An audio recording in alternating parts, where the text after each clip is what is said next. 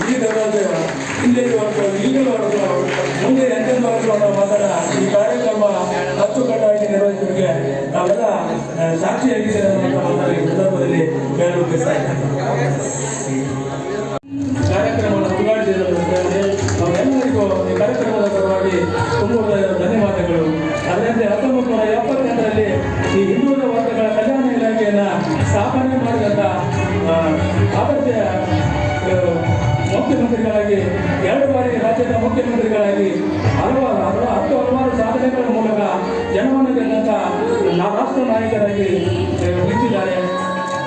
ಈಗ ಅತಿಥಿ ಮಹೋದಯರ ಉದ್ಘಾಟನೆ ಅವರಿಗೆ, ವಾಸುದೇವ್ ನಗೇರಿ ಅವರಿಗೆ, ಮಾಂತೇಶ್ ಸಂಗಮ್ ಅವರಿಗೆ, ಎನ್ ಬಿ ತೋಟರ್ ಸರ್ ಅವರಿಗೆ, ನಾಗೇಶ್ ನಾಗೂರ್ ಅವರಿಗೆ, ಅನಿಲ್ ತುಂಬಾಳ್ ಅವರಿಗೆ, ರಂಜಾನ್ ಹೆಬ್ಬಾಳ್ ಅವರಿಗೆ, ಸುರೇಶ್ ಗೌಡ್ರ ಪಾಟೀಲ್ ಅವರಿಗೆ, ಮಾಂತೇಶ್ ಇಟ್ನಾಳ್ ಅವರಿಗೆ, ಗುರಾಸ್ ಕಣ್ಣೂರ್ ಅವರಿಗೆ, ಮೈಬೂಬ್ ಗುದ್ಗಲ್ ಅವರಿಗೆ ಹಾಗೂ ಇನ್ನುಳಿದ ಎಲ್ಲ TSS ಮುಖಂಡರುಗಳಿಗೆ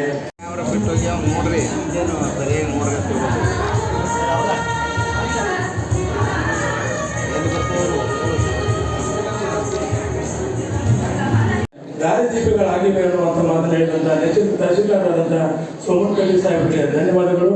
ಈಗ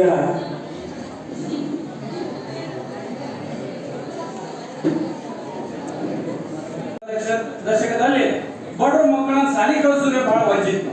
ಅಂತ ಸಂದರ್ಭದಲ್ಲಿ ಸಹಿತ ಧೀಮಂತ ನಾಯಕ ದೇವರಾಜ್ ಅರಸು ಅವರು ಮುಖ್ಯಮಂತ್ರಿ ಆದಂತಹ ಸಂದರ್ಭದಲ್ಲಿ ಈ ಮಕ್ಕಳಿಗೆ ಶೈಕ್ಷಣಿಕವಾಗಿ ಮುಂದೆ ಬರಲಿ, ದೀನ ದಲಿತ ಮಕ್ಕಳು, ಹಿಂದುಳಿದ ಮಕ್ಕಳು, ಬಡವರ ಮಕ್ಕಳೆಲ್ಲ ಮುಂದೆ ಬರಲಿ ಅಂತ ಹೇಳಿ ಅವಾಗ ದೂರದೃಷ್ಟಿ ಇಟ್ಕೊಂಡು ಕೇಸಿಂದ ಅವಾಗ ಏನಲ್ಲ ಇವರು ಈ ಹಾಸ್ಟೆಲ್ಗಳನ್ನು ಪ್ರಾರಂಭ ಮಾಡುವ ಮೂಲಕ ಎಲ್ಲರಿಗೂ ಕೂಡ ಶೈಕ್ಷಣಿಕ ಹಕ್ಕನ್ನು ನೀಡಿದಂತ ಧೀಮಂತ ನಾಯಕ ಅದು ಕೂಡ ದೇವರಾಜ ಅರಸು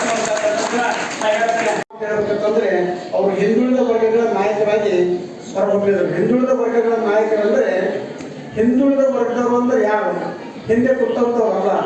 ಹಿಂದುಳಿದ ಸಮಾಜದಲ್ಲಿ ಆರ್ಥಿಕವಾಗಿ ಯಾರು ಫೈನಾನ್ಸಿಯಲಿ ಬ್ಯಾಕ್ಗ್ರೌಂಡ್ ಇದ್ದಂಥವ್ರು, ಬ್ಯಾಕಪ್ ಇದ್ದವರು ಅಂಥವ್ರು ಆರ್ಥಿಕವಾಗಿ ಯಾರು ಹಿಂದುಳಿದಿರ್ತಾರ, 3D ಆಗಿರ್ಬೋದು, 2A ಆಗಿರ್ಬೋದು, ಅಂಥವ್ರನ್ನ ಎಲ್ಲರನ್ನೂ ಒಗ್ಗಟ್ಟು ಮಾಡ್ತಾವ. ಮೊದಲ ದೇವರಾಜ ಅರಸು ಅವ್ರು ಏನ್ ಮಾಡ್ತಾರಂದ್ರೆ ಹಿಂದುಳಿದ ವರ್ಗಗಳನ್ನ ಅವ್ರು ಕೂಡಿಸಿ ಆ ಹಿಂದುಳಿದ ವರ್ಗಗಳಿಗೆ ಕಲ್ಯಾಣಕ್ಕೋಸ್ಕರ ಒಂದು ಹೋರಾಟವನ್ನು ರೂಪಿಸ್ತಾರ.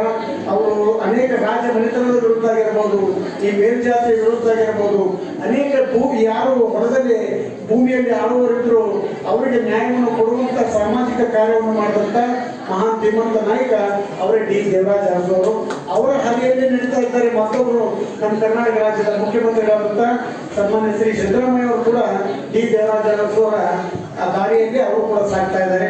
ಅಂತವರ ಜಯಂತಿ ನಾವು ನೀವೆಲ್ಲರೂ ಆಚರಿಸ್ತಾ ಇರುವುದು ನಮ್ಮೆಲ್ಲರಿಗೂ ಕೂಡ ಹೆಮ್ಮೆಯ ಸಂಗತಿ. ಅಂತವರನ್ನ ನೆನೆಯುವುದು ನಿಮ್ಮೆಲ್ಲರ ಸೌಭಾಗ್ಯ ಅಂತ ಹೇಳಿ ಹಿಂದುಳಿದ ವರ್ಗಗಳ ಜನರನ್ನ ಸಮಾಜದ ಮುಖ್ಯವಾಹಿನಿಗೆ ತರ್ತಕ್ಕಂಥ ಪ್ರಯತ್ನವನ್ನ ಮಾಡಿದ ಪರವಾಗಿ ಸನ್ಮಾನ್ಯ ಶ್ರೀ ದೇವರಾಜ ಅರಸು ಅವರನ್ನ ಹಿಂದುಳಿದ ವರ್ಗಗಳ ಧೀಮಂತ ನಾಯಕರು, ಹಿಂದುಳಿದ ವರ್ಗಗಳ ಆಶಾ ಕಿರಣ, ಭಾಗ್ಯಜ್ಯೋತಿ ಅಂತಕ್ಕಂಥ ಹೆಸರಿನಿಂದ ನಾವು ಇವತ್ತು ಕರೀತಾ ಇದ್ದೀವಿ. ಇವತ್ತು ಕರ್ನಾಟಕ ರಾಜ್ಯದಲ್ಲಿ ಸುಮಾರು ಸಹಸ್ರಾರು ವಿದ್ಯಾರ್ಥಿಗಳು ನಮ್ಮ ವಸತಿ ನಿಲಯದಲ್ಲಿ ಪ್ರವೇಶವನ್ನು ಪಡೆದು ಶಿಕ್ಷಣವನ್ನು ಪಡಿತಾ ಇದ್ದಾರೆ. ಅದೇ ರೀತಿಯಾಗಿ ನಮ್ಮ ತಾಲೂಕಿನಲ್ಲಿ ಕೂಡ ಸುಮಾರು 19 ವಸತಿ ನಿಲಯಗಳಲ್ಲಿ 1621 ವಿದ್ಯಾರ್ಥಿಗಳು ಇವತ್ತು ವಸತಿ ಸೌಲಭ್ಯವನ್ನು ಪಡಿತಾ ಶಿಕ್ಷಣವನ್ನು ಪಡಿತಾ ಇದ್ದಾರೆ. ಅದೇ ರೀತಿಯಾಗಿ ವಿದ್ಯಾರ್ಥಿಗಳಿಗೆ ವಸತಿ ಸೌಲಭ್ಯ ಅಲ್ಲದೆ ವಿದ್ಯಾರ್ಥಿ ಜನ್ಮದಿನಾಚರಣೆಯ ಶುಭಾಶಯಗಳನ್ನ ಎಲ್ಲರಿಗೂ ತಿಳಿಸ್ತಾರೆ.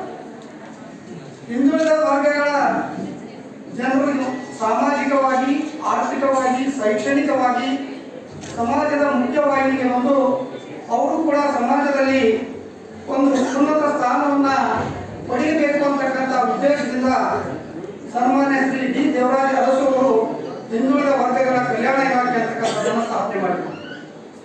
ಆ ಹಿಂದುಳಿದ ವರ್ಗಗಳ ಕಲ್ಯಾಣ ಇಲಾಖೆ ಮುಖಾಂತರ ವಿದ್ಯಾರ್ಥಿನಿಯರಿಗೆ ವಸತಿ ಸೌಲಭ್ಯವನ್ನು ಕೊಟ್ಟು ಅವರಿಗೆ ಉಚಿತವಾಗಿರ್ತಕ್ಕಂಥ ಶಿಕ್ಷಣವನ್ನು ಕೊಟ್ಟು ಒಳ್ಳೆಯ ರೀತಿಯಾಗಿರ್ತಕ್ಕಂಥ ಶಿಕ್ಷಣ, ಒಳ್ಳೆಯ ರೀತಿಯಾಗಿರ್ತಕ್ಕಂಥ ವಸತಿ ಯೋಜನೆ, ಇದರ ಮುಖಾಂತರ ಹಿಂದುಳಿದ ವರ್ಗಗಳ ಮಕ್ಕಳನ್ನ ಶೈಕ್ಷಣಿಕವಾಗಿ ಈ ಒಂದು ಮುಂದೆ ತರಲಿಕ್ಕೆ ಪ್ರಾಮಾಣಿಕವಾಗಿರ್ತಕ್ಕಂಥ ಪ್ರಯತ್ನವನ್ನು ಮಾಡಿದರು.